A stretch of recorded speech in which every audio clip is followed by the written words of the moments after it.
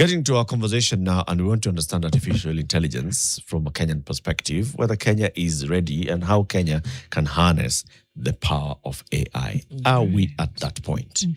Now, the person that we have is Kenya's Special Envoy on Technology. He's Ambassador Philip Thigo.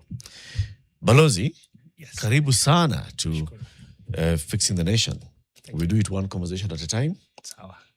One technology piece at a time. To welcome you to the conversation, Felaris is going to give you the day's quote. AI generated, no. Yeah. Enhanced by the power of AI. Today's quote is courtesy of Mark Twain, or Mark Twain. As some may call him. Some may call him Mark Twain. Twain. Yeah. Writer. The quote reads, "A man who carries a cat by the tail learns something he can learn in no other way." A man who carries a cat by the tail learns something he can learn in no other way. How do you interpret that? There's a cat by the tail. First of all, why do we carrying a cat by the tail? You're about to learn a lesson. If you do. Some animal rights activists, I think, will have something to say about that. But I think to the extent, I think it just tells you how things can be very unpredictable because you can think, first of all, I think there's a challenge there. Conventionally, you'd carry a cat differently. So when you carry a cat with the tail, it means it will respond differently. And so you need to be ready. Be real. Yeah. Be real. Ready. Be real, be ready. Yes. Balozi, when we said that you're coming, people have been saying, Kenya has an envoy on technology. Yeah. A special one at that. A special one. What is this job? And is it an actual job that you have, or is it that I think that you've branded yourself, Kenya's special envoy on technology? On LinkedIn, on Facebook. Facebook started. CEO, Yes. Mariama Enterprises. First of all, Mariam uko Facebook bado hiyo we have to have a conversation. Oh my God. We have to have a conversation why you're still on Facebook. I'm sorry, Nilisema Meta, I have no Facebook problem, but ilianza. yes, but unajua inasema mwaka yako. Yeah. You're probably playing above your age. Kuwa Facebook. Equal pastors. That's No, I true, think true. yes. So this role is very unique, and Kenya is one of 24 countries with a special envoy on tech. We are the only ones in Africa. It comes from the understanding that technology is very much part of every aspect of our life, and it's becoming a diplomatic engagement issue. Think about previously, companies were smaller. Now companies are ubiquitous. They basically span across the world. Their companies' valuations are far much bigger than countries' GDP. NVIDIA just crossed 5 trillion. Kenya's GDP is 132 billion. So it means we must start to engage technology companies as countries because you really want to be in a place where you want to negotiate. Companies set what they call community rules. Countries set policy and laws. At some point, these two need to engage or intersect. And so that's why you need somebody like a tech envoy who, yes, engages with companies, but also at the global level, engages and negotiates a country's position in this global economy that is moving very quickly. New issues. We've counted almost 50 new issues around technology in the international space. Data, social media, AI, quantum. We've seen issues now on autonomous weapons and drones. And so technology is really part of our life and requires negotiations and engagement. But I think the biggest issue is rule setting. That we cannot be in a place where rules are being set for us elsewhere. We have to be part of co-creating those rules. And so Kenya is one of the countries that I think is kind of leading in this. Okay. So what's your job when you wake up in the morning? When I wake up, Where are you stationed? In which country are you? So if you think about an envoy, and that's why it's a special envoy. So and I'm a thematic envoy. So we have 2 thematic envoys. There's a climate envoy, my colleague Ambassador Ali, and then myself, tech envoy. These are issues that are cross-cutting, and they very much are the accelerators of the global economy. They're actually 4 accelerators. So there's climate, there's technology, there's of course demography, as you know, young people, and there's geopolitics. So Kenya has 2 of the 4.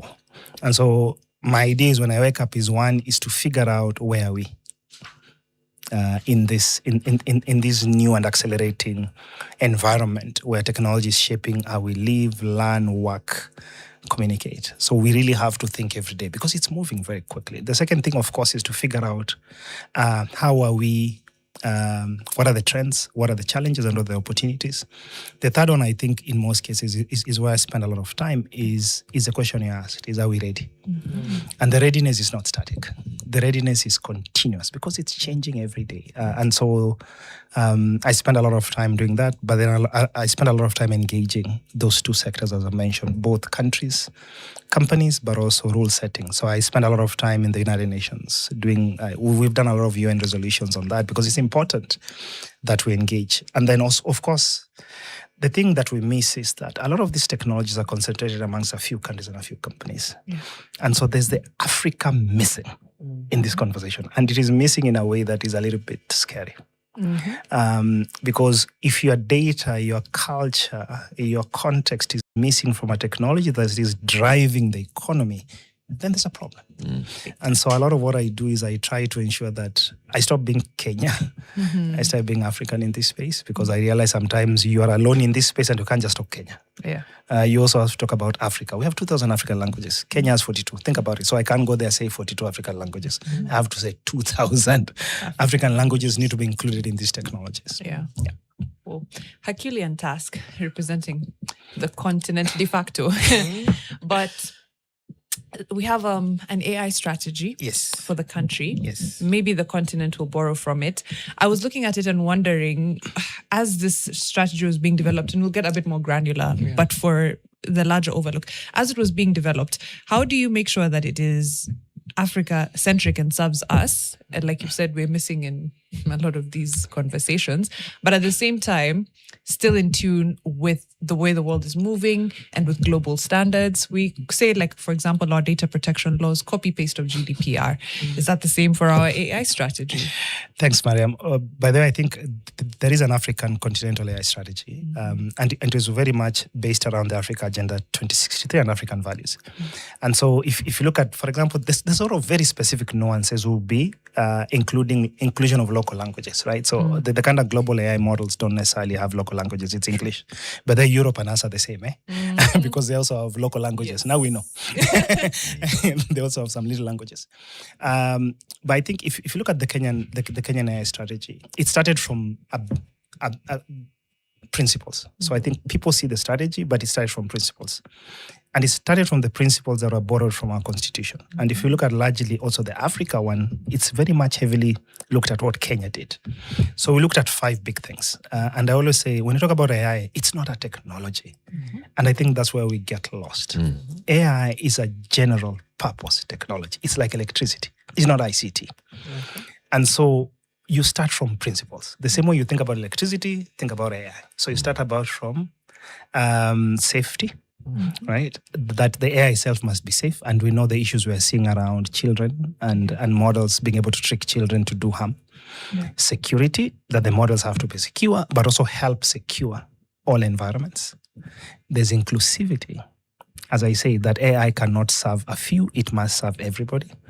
There's sustainability, that AI cannot be creating challenges around climate. We know data centers are guzzlers of water and electricity, and AI should not be dispossessing communities from water sources.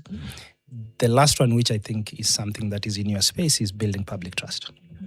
And we've seen issues of information integrity, deep fakes, fake news, misinformation, disinformation. Those were the base principles for the strategy. So I always tell people, look at the principles. The strategy is very much, detailing what that can look like. But then I'm coming back to just those 5. It's not complex. It's not about technology. It's about us as humanity in an era of intelligence that must be governed by those 5 principles. A lot of times Africa comes into these conversations from a point of, please create room for us. Please, we are asking you to invest in us, but never from a point of, this is what we have to offer, and therefore we have enough leverage. And we've seen AI companies come and tap into the local resource, the human capital that Africa is so rich with, in terms of, one, developing the language models, and also just, building the ecosystem that is AI. are we in a position as a continent where we can actually then say we can build instead of use? And I think we are, and again, and this is where you kind of split continent and countries. We have 54 countries, but then it speaks to the country's capacity to negotiate. And in most cases, AI is very much driven by market size. So countries that are big are negotiating. And if you look at the AI leading countries in Africa, it will be those ones. It will be, we start from South Africa, come to Kenya, go to Egypt, go to Morocco, go to Senegal, go to Nigeria. Those are the big five, right? And so countries that basically have size will negotiate, which is why I think our position is shared sovereignty. We need to come together so that we have a bigger voice to negotiate collectively. Yes. Otherwise, currently, it's only those who have power are doing it. South Africa is the biggest, and you can see by the data, South Africa has 50% of data centers that are in Africa, 50%, right? And Africa has 1% of global data centers. Again, so the 50% of 1% is really not much. And so to your point, we need to do better. Right, in terms of how we negotiate. I think secondly, it's this notion that AI is still ICT, and it's something that some of us are struggling to convince some of our peers that you need to approach artificial intelligence differently. It is not about the tech. We're talking about the models. The models are an output. AI is a stack, right? And Africa has kind of a majority of that stack from the green minerals. Right? So I call it mine to model. Africa is the only continent that can build from the mine in terms of the green minerals or the critical minerals right to the model itself. And we are not necessarily seeing it that way. We are talking about the model, which means somebody will own this other part of the value chain. So we need to get the continent to start negotiating this other part. Because then, if you negotiate the model, don't worry, somebody has the bigger part of the cake. Correct. We're negotiating the ile kitu ya juu ya cake inaitwa nini? Icing. That one. We're negotiating the Ile icing. kitu ya juu ya We're icing forgetting inaitwa everything. We're forgetting everything else. And so I think, and you see, the challenge some of us have is trying to get people to be fluent. It's not about the competency that it's not about coding. And I think we have enough coders who can do this. It's the strategic thinking around this capability that we need to have more people, especially police folks, understanding. And this is both private and public sector. Yeah.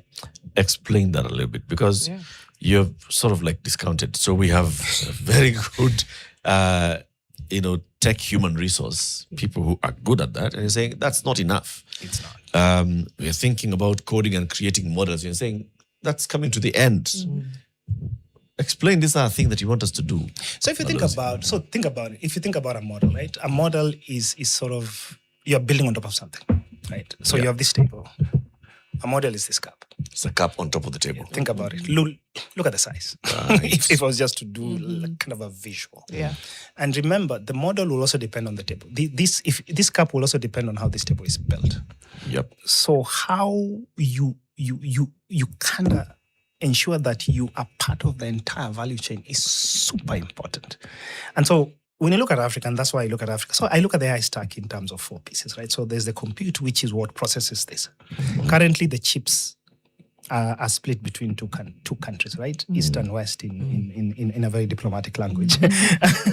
And then the compute depends on power, right? Right now, as I said, we only have 1% of global data centers, which means we potentially have only 1% of global compute, right? So tell me, if you're building anything serious, it's not being built here.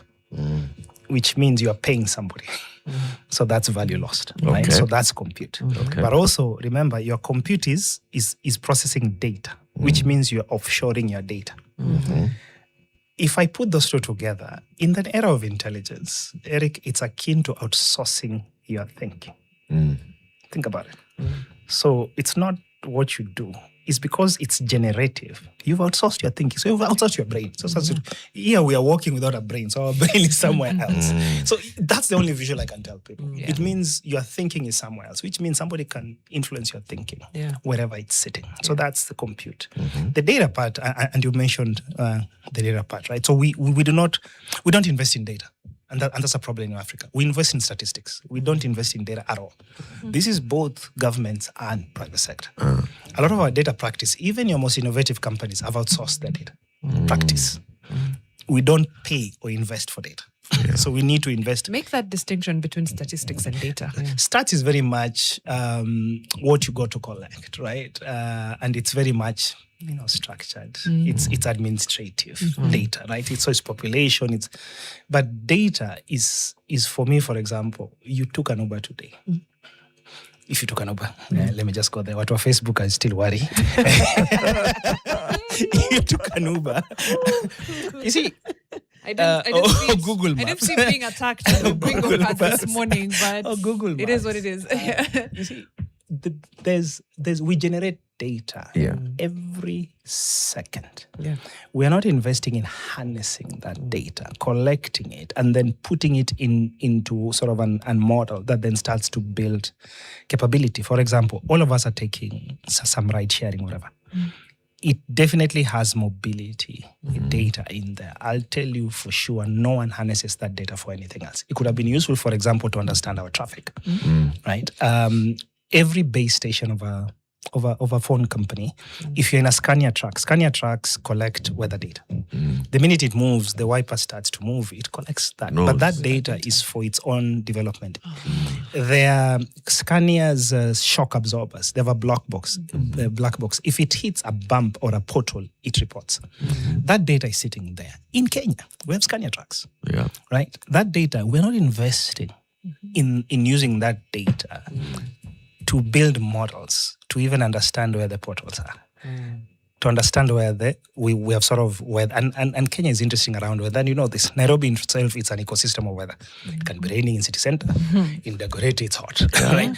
But think about artificial intelligence and all these gadgets, sensors that are there. We could harness it to give very granular data. How does that help? Imagine a farmer, hapa Kiambu, in terms of very granular weather data. But he's not interested in the weather data. He's interested in what he does when the weather is in a certain way. Yes. And so that's what AI can do. We're not investing in that. Okay. And that's, to my point, you're asking, how can AI help these things? So that when you ask you the ambulances, isn't that the point? Where you can collect different sets of data sources that then can help ambulance response time. Correct. That's AI. So I hope that platform and my friend at Red Cross is somebody I talk to, that they can be able to harness that data to help emergency services. And specific, because an emergency at 7 a.m. is not the same as an emergency at 9. Yeah. And that's what AI can do. And we're not investing in that. We have zero done. So compute, data, talent, and you mentioned talent, right? So talent is just not tech talent; it's also policy talent, and it's talent across the ecosystem. I think the coders, honestly, if you ask me, I think they're fine. The last time I checked, we had about 300,000 Kenyans contributing into something called GitHub. GitHub is this free and open source platform that people contribute for free. Kenyans contributing something for free, something else. But you have 3,000 of them just contributing. It means we have talent, but no opportunity. So I think for me, it's a problem in terms of hardcore tech. Where the talent lacks is all of us, the rest of us. Because we still think AI is an ICT issue. We don't understand that AI is a capability that we need to harness now to enhance what we do. So as a journalist, you need to be journalist plus AI. We are waiting for the coders. So for me, that's where we have a gap. We need to skill at scale.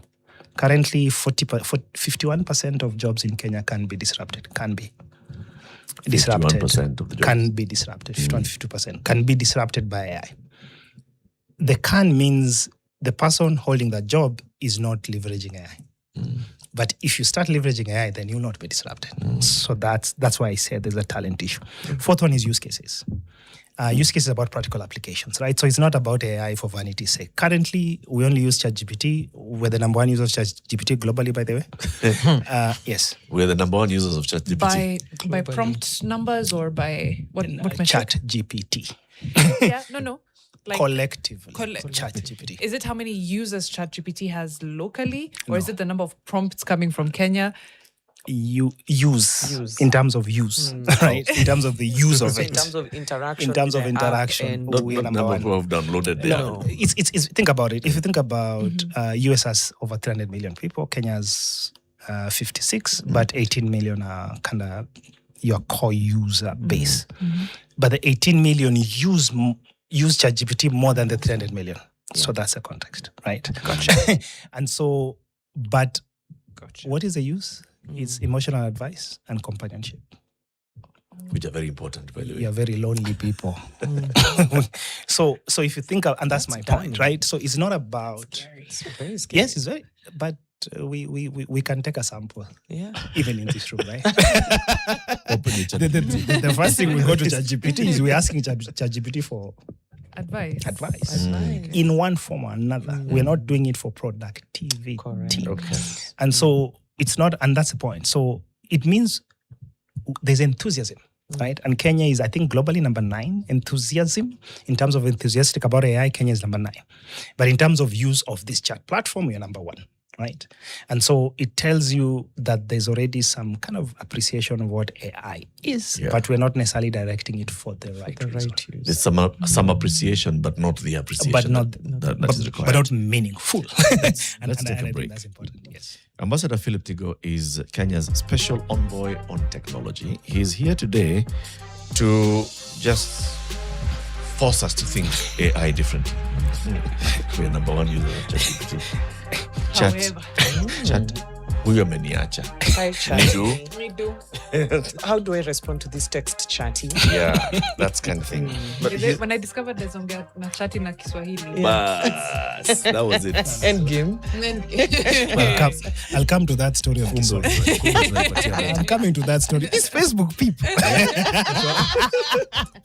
He's just telling us about the AI. Telling us AI is a stack. We are taking a break. AI is a stack. He'll explain to us this entire stack, and then we need to stop thinking about AI as ICT and expecting the ICT minister then to lead on AI and all of us then follow. But how do we all together harness the power of AI?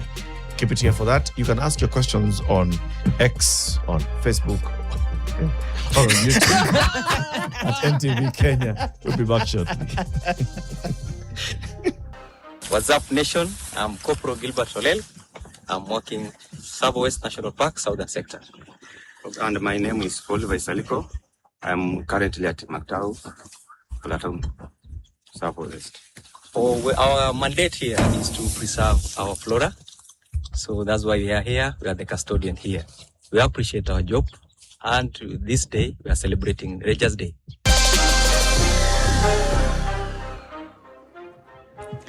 Asante sana to our wonderful rangers at Savo West National Park. We love to see and hear from fixers like you, Corporal Gilbert and Dennis. And we love to, of course, get some insight into your daily lives, how you go about your business, what it takes to guard. How many acres is Savo West? Ni It's a thousands. lot. I know. Thousands. It's too expensive. Oh, man. Oh. And there's West and East. Yeah. Amazing work you're doing there. Thank you so much to our Rangers. Last Friday was World Ranger Day. We do appreciate you for the wonderful work you're doing in keeping our wildlife safe. Our number is 0769 590 762. 0769 590 762. You'll see it at the bottom of your screen right now. Let us know who you are, where you are, and how you're fixing the nation. And we'll play your video, Kama Vile Tutumecha Zao. Easy as that. Indeed. People are liking the conversation that we're having with Ambassador Philip Thigo, who is a special envoy on technology. Charlie Mbogo says, talk about cloud. How safe is our data? How many languages do you know? The Kikombe, based on the government education budget, we often speak about Kenya becoming an AI leader. Does the government actually want Kenya to build AI or consumers of AI built elsewhere? Serikali iko hapa. Tajibu. I ask this because looking at the major AI models powering Africa, they're American, European, or Chinese. Can Africa realistically reach technological independence? What will success look like? Just keep those questions in mind, as I'm sure you'll be responding as we have this conversation. How reliant is Africa on Western tech? That's Bakari Sanya. And how exposed is the continent to sudden political cutouts or cutoffs or restrictions imposed by Western governments? Is it possible for Africa to develop local LLM model? Steve Okech, loving the conversation. This is how guys in tech view the world. All we see is data. Kikombe is wowed by the fact that 51% of Kenyan jobs can be replaced. You listen to this and wonder what our education policy makers are buffering with. Na kuna watoto wana swim kwa mchanga ati CBE. Aworo wada. Aworo. Mokhtar, thank you, Ambassador Thigo. Despite the immense promise of AI, what are the risks of its uptake in education and mitigation measures? Davuri has gone straight to ChatGPT and prompted it and asked it which country is number one. ChatGPT has told him, number one country, United States, accounting for the largest share of global traffic and users, roughly 17 to 18%. I went and asked it the same thing. Which country ranks top on the use of ChatGPT? Says top number of users, absolute usage, number one. I asked it, where is Kenya? Yes. Now that you bring up Kenya, yes. Kenya has been one of the world's standout ChatGPT markets. Choti is having a okay. She's just like, oh, sorry. Kenya is number one. Okay.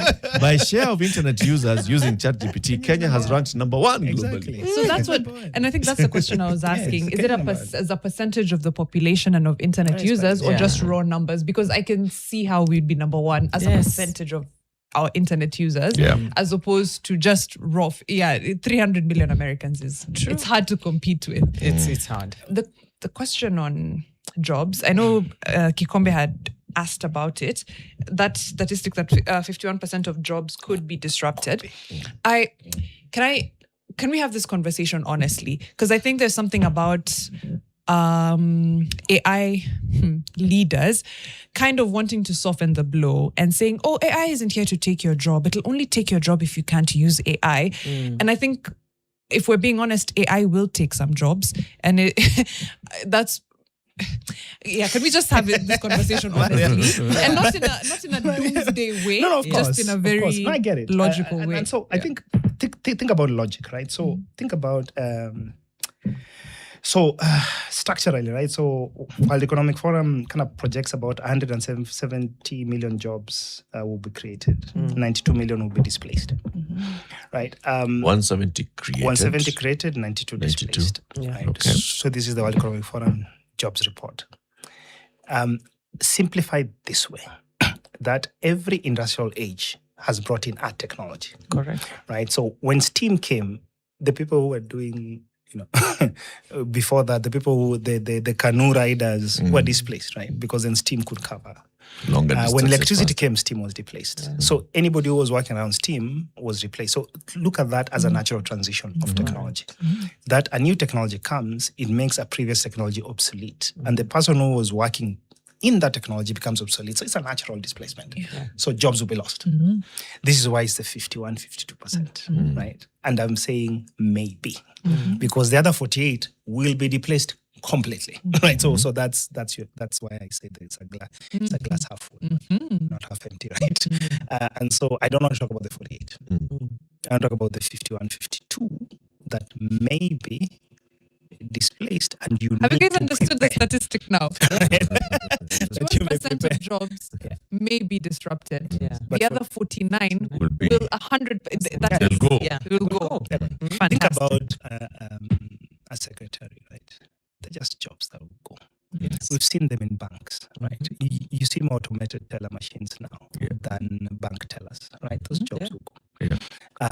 Interesting now, blue collar jobs are going. Anthropic, which develops Claude, is telling us that even coders will lose jobs because Claude now codes 80%. Claude is coding itself. Yes, Claude it's called recursive self-learning. So it means the AI has been smart enough to be able to make incremental changes on its own. So instead of hiring people, now they're relying on Claude and having very few engineers overseeing the development. So to your point, you're right. Jobs will be lost, right? So it means, and that's why the point is, will you be part of the 170? But also there'll be new jobs, right? We're having now new jobs around, even influencers were not jobs we had before. We have now prompt engineers. Those are jobs that are not there. So that's the balance, right? So they'll be lost. There'll be those that can be disrupted and you need AI, but also there'll be new ones that you need to be ready for. So I think for me, that's the trifecta. What sectors do those jobs fall within? And I'll thread it to something that's on the Business Daily today on sectors that are expected to drive Kenya's economy, because we are talking about AI within the context of this country, correct? Yes. So if there's disruption in those sectors and this say trade, agriculture, blah, are not up to speed with the technology, then there's a gap. Yeah, so I think the one I worry most is the BPO sector, right? Because we've really hinged a lot of our capabilities around business processing outsourcing. If you think about those jobs, right, it's very much around annotation. It's very much around call centers. You've just made a call right now on the 922. Who answered? Some automated voice. It was automated voice. Before it would have been a person picking. Yeah. So think about that person gone. So those, for me, for example, those are the things I worry. If you think about even media, right? A lot of your functions now are automated. And so the folks I think who probably have jobs are you guys here, because there's something still that remains human around trust. Right? I cannot trust a robot reading news. I'm sorry. It's not going to happen. It's the same way I cannot trust a robot flying a plane. It can fly a plane, but I am not going to trust a robot flying a plane, right? You want a human to take off and land. But also you need somebody to shout at, right? When something goes wrong. It's just our human nature. So jobs, in most cases, are not about jobs. It's also about trust and confidence because you have a human steering. Also because human judgment is very different. It's emotive. It's not machine in a way that it's just linear. You can't argue the machine. And so I think those jobs, if you look at the variations of those jobs, a doctor, for example, you can have a robot, but I'm not going to talk to a robot. I want to, I go through for treatment, but also I'm going to vent. This is just how we operate. So I think the jobs that I think for me that have a high trust level will probably remain, even if machines can take over. It will be a choice, a human choice, whether we allow machines to take over. Yes, it's a choice, and by the very nature, the choice will always be human. Yeah. I was watching an interview that Elon Musk gave to The Economist. Actually, he was speaking to the editor-in-chief of The Economist. And he said very many things. One that stuck with me, he said, AI may exceed combined human intelligence in 5 years. In 5 years. Like it just become more intelligent than all of us put together. And in about 10 years, the AI will be far greater than the sum of human intelligence. Well, I think, again, it's a matter of perspective, I think, right? What is intelligence? And I think we have to kind of quantify this. And I get frontier model companies and their hype, and I call it hype, around how they frame this technology. I think because, understand, there's a lot of color in a lot of these conversations. You see, AI is still generative. AI doesn't think on its own. It still relies on your data. You still need to move from your house to nation center for the AI to start processing that information, to draw insights and potentially triangulate with other data sources to make specific insights. Remember also, we coded that specific aspect. So it's not an intelligence in isolation. It's intelligence that is built from human interaction. And I think as long as there's human interaction that then drives the advancement of AI, then I look at them and say, it's fine. Remember, in 92, there's an AI that beat Kasparov, those of you who are my age. It beat the brightest chess player in the world. AI can do that, but it doesn't mean it's brighter than Kasparov. It just doesn't mean that. It just means it thinks a little bit differently because it learns patterns and recognizes, and can anticipate and predict. That doesn't mean it's more intelligent than we are. And so for me, I always say AI is neither artificial nor intelligent, right? It's not artificial because it draws from you and me. The minute we stop moving, believe me, I don't think AI will run out of data and we'll start looking for data. In fact, now we're hallucinating. Or synthetic data, right? It starts to create its own data. AI, but they will never say it's wrong. And that's the thing. So if AI was intelligent, by now we would not be there. It's been there for 50 years. I just don't see anything changing unless we allow. Unless we get there and we just... No, unless we allow sit it. back. Yes, unless we allow it. And that goes to the point of this agency. You talk about risks. For me, the biggest risk that we have is human agency, because we delegate a lot of functions to AI right now. Even the simplest things that we could do. That's how then it becomes more intelligent than we are, because then we lose our cognitive capabilities, we lose our analytical skills, we lose it. Because we've decided, let AI think for me. We need to be very measured on how we engage AI. That's why we always say human in the loop and across the entire interaction with artificial intelligence, so that you don't delegate, as I said, outsourcing your brain to a machine. Then, of course, it will be more intelligent because we sort of regress and then it improves. It just keeps improving. Yeah. So how do I measure when I'm losing agency? How do I know? Oh, you can. Because I want my life. I want to live a simple, nice, good life where I don't have to think so much. So if this thing can think for me and tell me, Eric, it's time for you to go and have tea. Eric is the group that is looking for emotional. When do your group? I think we have to have this discussion around emotional intelligence and advice. I have met this lady today, and I want to know what she likes. I want to know how to throw in my first one. Do you think it'll work?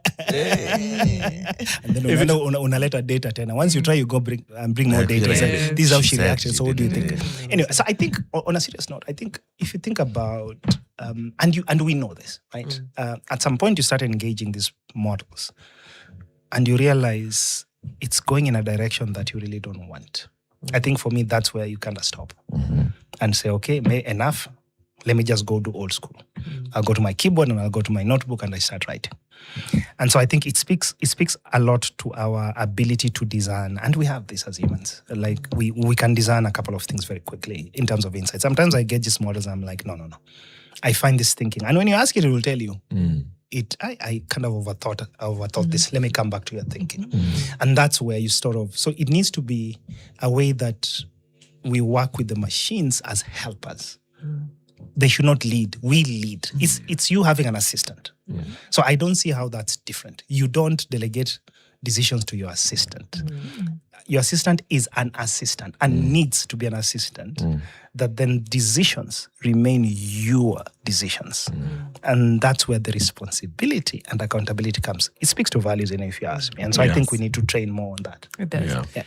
I want to talk about the energy and water and internet requirements for us to increase our computing power, for us to generally get ahead of the game.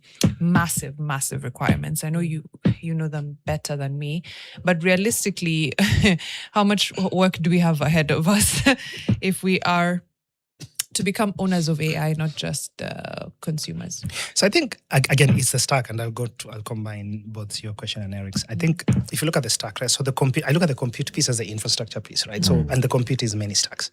One is the internet connectivity, and Kenya, I think we're between 42 and 48% connectivity.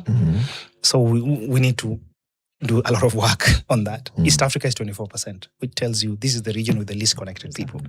So we need to build that. The second part is your point around data centers. So in the data centers piece, of course, there's the energy requirements you mentioned, and there's the water requirement, depending on how you want to cool your data center. But that technology is improving. There's air cooling, there's water cooling, and I think it will improve. But I think for me, Miriam, the point is, interrupt. Actually, I quite recently learned that you don't need water to cool data centers. Again, it depends on the data center type. Okay. Explain to us who were there before Facebook. What's a data center? A data center is basically, so when it comes to, before it was simply a room where you had kind of what we call racks that were there and that you could store data. It's basically a storage. Let me just say it's our data warehouse. We called them computer room. When computers came. Hiyo ilikuwa server room. Use your data center. So imagine if like a big server room. That's your data center. Okay. So a server room was just 3 racks and we put there. For the AI one, it's different because the type of capability in the data center are not servers. It's what we call GPUs. GPUs are basically compute. They sort of the processing units for this data. Yeah. And because they sort of work at an accelerated pace, they get hot. and they need rapid cooling.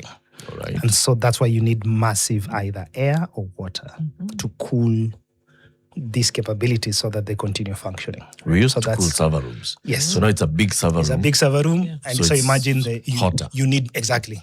So you need more cooling in that, and that's why data centers are interesting. You need countries that have massive power and massive water capability. So that's why I counted those 6 countries. Other countries really cannot have it, cannot have those capabilities. But you see, it depends on the workload, and that's why I kept on saying we need to invest on the data. You can have massive data centers, but there's no data to process. So you need to balance both. So I think, Mariam, to your point, I think for me, we need to incrementally build as we build our data sets. We don't build a warehouse and then hopefully we will fill it with data, right? Build, And so they will come. Yes, it doesn't work. So, and that's why I call it a stack. You really have to do a stack to be able to build the warehouse in our plain English and build the data, which is the input or the materials to store. We need to have people, the talent that can build for this, for the store and for the things we need to store, right? And with that, you need use cases. Right. So what are you building on? So to your point, agriculture, health, education. So again, use cases become, so we need to invest in the 4, not one. You can't just invent data center without the talent. We can't invent the talent without the use case. We can't do without the data.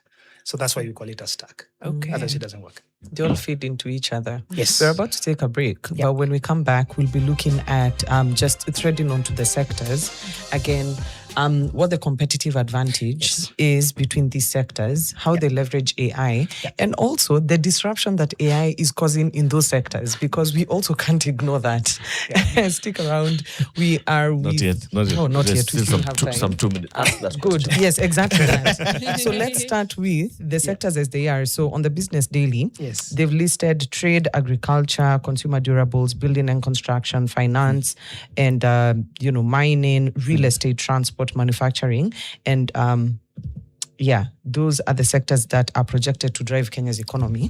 For the foreseeable future. But at the same time, there's disruption well within these sectors. How do we place AI in this context, and how do we even position ourselves as a country? So again, and to your point, think about mining, right? So if you look at Australian mines are completely automated. And they're automating them because of the risk to humans, right? Because there's a lot of injuries in mines. So they automated them. Okay. No jobs. But remember, there's an operator who's operating those vehicles, those machines. You see what I mean? So there is disruptions. It's just job displacement. One job has been lost, but another has been created. So I think look at all those sectors in that particular perspective. But the efficiency gains. So the one thing for sure, beyond disruption, we will be very efficient. Because then, to Eric's point, there's some mundane tasks you will delegate. Right? So, for example, I don't have to go look for stock prices. I can just pre-plan. I don't want to use the difficult agentic language.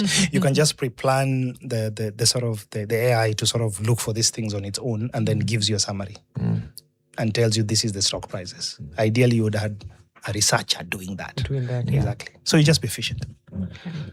Okay. After the break, I want to understand, now that you said we are so far behind, the data centers are elsewhere, the model. Where are we as Kenya and as Africa in this thing of just getting our own independence then, as we continue developing AI? Ambassador Philip Thigo is the special envoy on technology. He is taking us through artificial intelligence. How can Kenya harness the power of AI? It's coming up to 8 a.m. We'll be back with that conversation shortly. Things happening. Ambassador Philip Thigo, the Kenya Special Envoy on Technology, is still here with us. We're talking about AI. And just before the break, Balozi had told you, I'd like to know how Kenya and Africa can take back agency in fully owning AI, developing our own AI that we own from end to end. Like you started by saying, we have the mineral resources that are like the foundations of AI. We have space. We don't have power, but we can get power. Nuclear. We can go nuclear. Lakini simunga pia solar hapa. So I think it's a couple of things. Again, let's go back to the for the stack. I always bring that as my table, right? So compute, data, talent, use cases. Yes. The underlying thing is investment. We need to invest in the stack. We're still investing in buildings, right? I think for me, we really need to recalibrate our financial architecture. And I think the president really speaks about this because a lot of the infrastructure that has built in Africa has been heavily reliant on external financing. And in AI, it's a geopolitical play. I don't think this will be financed in the same way as roads, rails, bridges. If you do that in that way, then somebody will own your data, your infrastructure, your compute. So we need African, especially Minister of Finance and folks around planning, needs to start to recalibrate our finance architecture, including our private sector. So I think for me, that's one. African money for African AI development. That's the basis. If somebody pays for it, they own it. I think for me, we really need to do that and invest across the stack at the same time, not one. Secondly, as you see, it's how do we, and you mentioned, I think somebody asked, I think it was Mukta who asked about education. We need to prepare the future as well as safeguard the past, right? The present, past, where? So I think the past. if we can ensure that the current generation is skilled to transition because we are here. But then we future-proof by creating future-ready initiatives in education. So that's something, for example, in Kenya we're doing. So we're calling it a future-ready education initiative that looks at not your traditional way of curriculum development. Is to understand how AI is changing the world of work. And then working backwards to ensure that people have the capability. It's actually about capability now. It's not about jobs, it's about skills. Yeah. And the skills for capability to be very agile, right? Because you've seen AI, when we grew up, we used to say, when I grow up, I want to be X. Right now, our kids don't have the luxury of saying, I want to be X. Because the X job, we don't even know what that job is. We didn't have an influencer before. We didn't have a prompt engineer before. So you can't aspire to say, when I grow up, I want to be X. Yeah. But you need a child who's ready to be a prompt engineer. They need to have that capability. So I think, Eric, for me, those are the kind of investments. Put in the money, prepare the future, and put policies that are pro-innovation. Because sometimes for me, that's the issue. That, as you said, sometimes it's good to learn from global best practice around policy, but sometimes we need to be selfish. And I think for me there, we need to be selfish because part of AI is about creating, and I think the president says this a lot. I think this middle power conversation you started hearing is that how do you create this middle here that then you create capabilities that respond to us. We were just speaking in the break around self-driving cars. They're useless to us. But what about a self-driving tractor? For me, it makes more sense because tractor, it just goes in the farm, Yeah. So it, what I mean? So it's those types of innovations we need. It's around food systems. It's around from farm to fork. You talked about mine to model. It's ensuring that we invest in mineral processing here, not the previous one of raw material exported somewhere, polished, then sold back to us at a premium. So I think it's about policies that are very deliberate and that are very pro-innovation, that also understands that, yes, it's about geopolitics, but also it's about human flourishing. And part of the human flourishing for us is an African flourishing. We really have to be. And I say selfish not in a bad way, but selfish in a way that we are tipping the balance of skills that were previously seeing us as only consumers and not producers. So there has to be an innate selfishness of making us producers, which means more value will be in this part of the world. Yeah. And let then engage with other partners who can help us develop that value. And I say help develop. It's about value sharing. We're not asking for aid. Yeah. It's about you have the technology, we have the raw material and talent. Let's meet in the middle and split the value.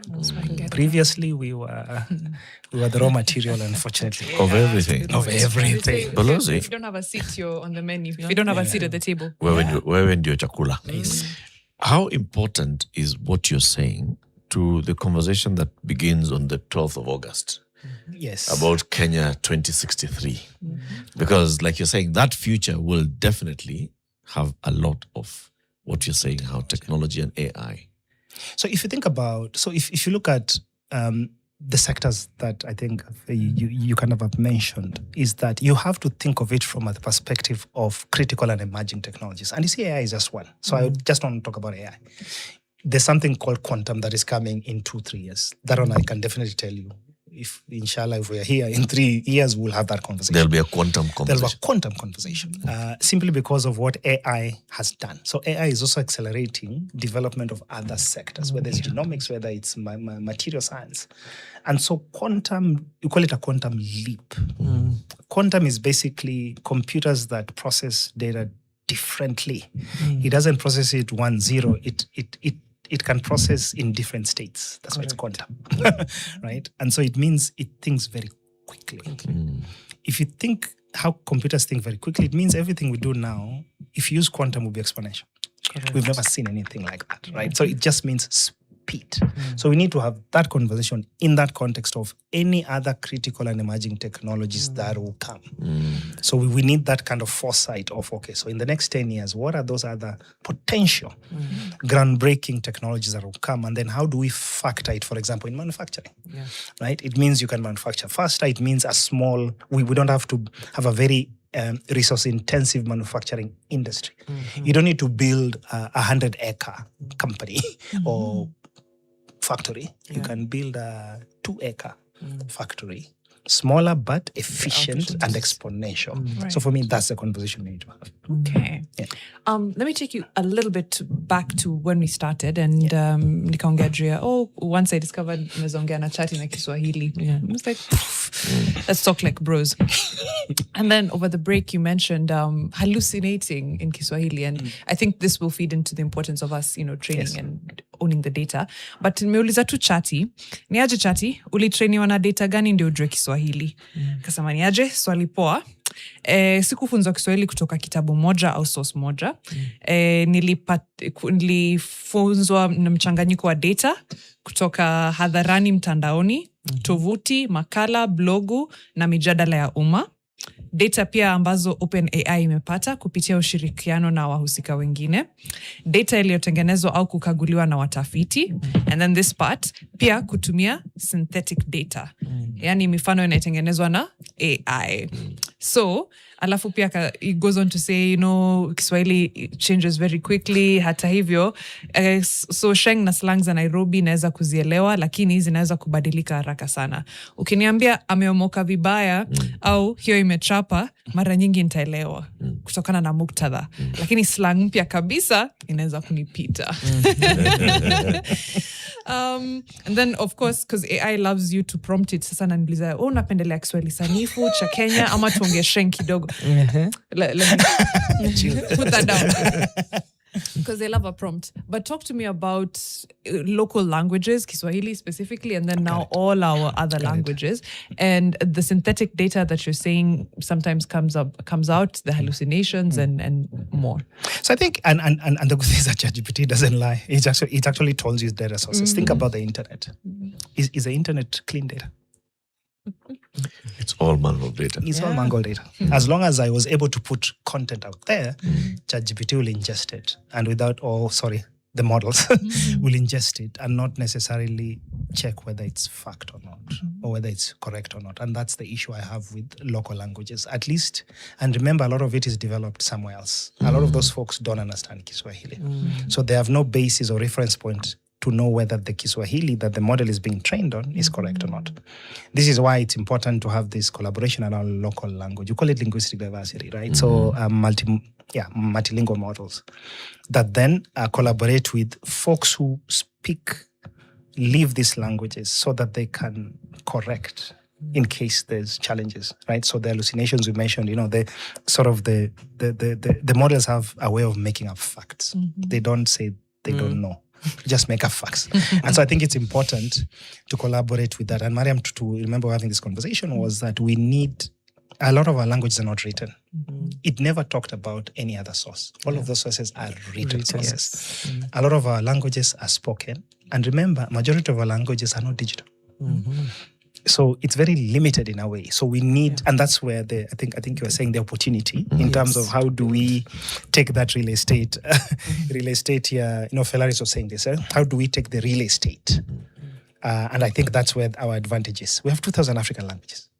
Think about what 2,000 African languages can do in terms of digital content, both audio, visual, text, but also artifacts, right? We're talking about masks. We're African, bracelets. There's just a lot we can do. And that's, for me, where the money is. But that's where the talent needs to be. That's where the compute also needs to be. Right. Remember also Kiswahili has dialects, and you've mentioned them. So we need also to figure out also our local Luga has dialects, Kikuyu has dialects, Luo has dialects, Iluya has dialects. So we have a lot of that capability that we need to ingest in the model. Somebody asked whether we need to build our own models. I'm of the school of thought that we can do small language models, right? Because also the cost of building models is expensive. But then why are we shying away from engaging the big companies to ensure our languages are in those models? Why are we shying away? Because they have skill, they have reach. Before somebody knows my little small language model, they've gone to ChatGPT to ask whether my model exists. You know what I mean? And they'll probably ask it in Kiswahili. Right? So, and that's kind of one of my jobs, is to ensure that Anthropic's Claude, ChatGPT's, OpenAI's ChatGPT has African languages inside it. But the inside it means also value to the African language developers. So they shouldn't come to build, they need to collaborate with our folks to do it. And that's kind of what we're working right now. Do we need to have a ministry of AI? And I ask this because with governments increasingly adopting AI to, do so many functions, it's increasingly now becoming critical need because you did separate AI from ICT. So do we need to create a ministry for AI because of also accountability? Should AI do something, who are we pointing the finger at? It's very easy to throw. Philip Thigo, the CF for AI. I'm comfortable where I am. I'm comfortable as I am as the president's envoy. I think I'm very comfortable. So I think you're. So each country has models, and I think the dominant models that I've seen that actually work, AI being governed at a very high level. Because, as I said, it's general purpose. It's not specific. So you need, if you centralize it in a ministry, then it becomes a technology. Then there's just issues around implementation. It's moving quickly, so you need to ask this guy, so you do X. And its applications are different. Agriculture application of AI is different. There are more the subject matter experts on ag. AI is just a plus. So you need kind of a coordination level. I think the president a month ago did in cabinet instruct a cabinet standing committee on artificial intelligence. I think for me that's the right move. Of course, Ministry of ICT has a central role around policy. But each other ministry has their different applications. The defense has AI in the military domain, sophisticated security things. Agriculture, as I mentioned, health has different applications. So each of them in their education, each of them in their everyday life needs to sort of apply AI, but it needs to be coordinated, especially the investment part that I mentioned, right? You can't have these silo investments. If we say we understand our use cases, so Treasury then will know this is the investment you need to make on data centers. And everybody needs to use that data center, not everybody creating their mini data centers. Sometimes that's just what happens. So my view, the president has made the right move. Singapore has done the same. UK has just appointed, UK has done it differently. They've appointed somebody on AI industry and innovation, but then also sits in cabinet. He has a dual role. He also has a cabinet office. Canada, I think, has done the same. So countries are looking at, if they don't have an ICT person, then the ICT person will be either digital economy or something, but then they have a dual role. In the cabinet office. We're figuring it out as we go. The other thing we're figuring out, all of it as we go, then the danger to children with emerging tech and AI is exponential, especially because we are figuring it out as we go. Talk to me about our AI strategy, where under safety and security, but still somehow being inclusive, how do we protect children? So I think, and this is where will require also you, will require also everybody, because if you think about safety in the era of intelligence, is that it comes at you in many ways. And well, I say it comes at you in many ways because, children may be on ChatGPT, but also on Roblox. Right? Roblox has AI integrated into it. It does, yeah. It has chatbots integrated into it. It suggests, it does many, it learns the child's behavior and patterns and then does very specific suggestions. Yeah. And so safety for me is sort of a all-round society effort. We're in Silicon Valley, I think a week ago. And we're engaging, for example, we engaged Apple, the device folks. Can they put some safeguards on the device? Yeah. In terms of the apps, right? So the age gate is not enough. Or this app is plus 13, plus 16. But Confirm that you are 18. But then me as a parent, I'm the same guy who gives the child the phone to babysit the child. Which means the parents need to be educated that when they give a child a phone, don't think they'll just stay on the YouTube. You're not looking, they start doing other things. So I think for me, it's more or less of a national conversation. We really need to have that conversation. The same way we had for HIV/AIDS. Believe me, it's at a pandemic level. Yeah. We're just not seeing it because parents are just not aware. Ebu, tell us the of the dangers. risks. What you've seen so far? Suggestive behavior, right? It can suggest. We've seen in some countries like in Australia or in The UK France and the UK, they've kind of passed bans. I wouldn't go there. In Africa, it's a very different context. If you ban something here, people just We'll use it. will use it more.